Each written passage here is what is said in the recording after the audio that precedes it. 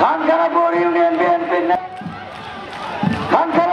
BNP সভাপতি সাধারণ সম্পাদক মান্নান ভাই, সাংগঠনিক সম্পাদক সভাপতি কিশোর ইসলাম ভাই, সোহান, হাজার হাজার লোকের বিশাল রাত মিছিল নিয়ে কেন্দ্র কৃষক দলের বিপ্লবী সহসভাপতি ছাড়িয়ে নাই। আসল ভাই এগিয়ে চলো, আমরা হাজার হাজার বিশাল মিছিল এইমাত্র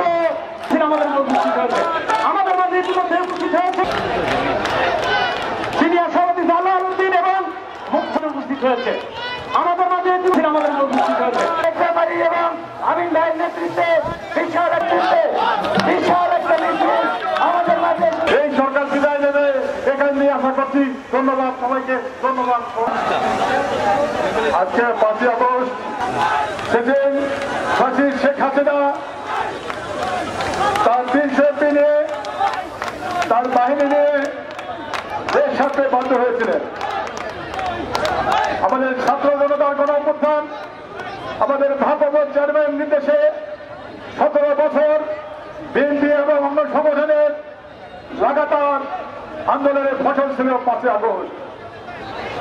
প্রিয় রাজবাড়ীবাসী, রাজবাড়ী পৌরসভা, রাজবাড়ী সদর উপজেলা, বরন্দ পৌরসভা এবং বরন্দ উপজেলার মূলদল এবং সহযাত্রীবৃন্দ এবং সাধারণ জনগণ, আসসালামু আলাইকুম। আপনারা জানেন যে ফ্যাসিস্ট শেখ হাসিনা দীর্ঘ 15টি বছর বিএনপি নেতা কর্মীদের উপরে যে অমানুষ নির্যাতন করেছিল, তার বিরুদ্ধে যে ভারপ্রাপ্ত চেয়ারম্যান তারেক সাহেবের নেতৃত্বে আমরা দুর্বার আন্দোলন করে চলেছিলাম, কাজে তার ধারাবাহিকতা ছিল আমাদের এই 5ই আগস্ট। আমাদের শহীদ প্রেসিডেন্ট জিয়াউর রহমান উনি ছিলেন আধুনিক রাষ্ট্র এবং উন্নত রাষ্ট্র করার কারিগর। উনি সেক্টর কমান্ডার ছিলেন, উনি স্বাধীনতার ঘটক ছিলেন, উনি জেল ফোর্সের কমান্ডার ছিলেন এবং উনি আমাদের যে বাংলাদেশের সবচেয়ে জনপ্রিয় দল, সর্ববৃহৎ দল বাংলাদেশ জাতীয়তাবাদী দলের প্রতিষ্ঠাতা।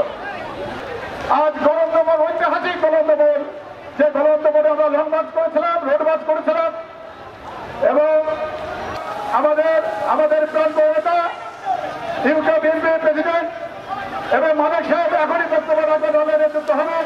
অনুষ্ঠান, এই অনুষ্ঠান বাংলাদেশে আপনার যে গত ফেসিস্ট হাসিনা বিরোধী আন্দোলনে আপনাদের যে ভূমিকা আপনারা পালন করেছেন, এটার জন্য আপনাদেরকে ধন্যবাদ এবং কৃতজ্ঞতা জানাচ্ছি।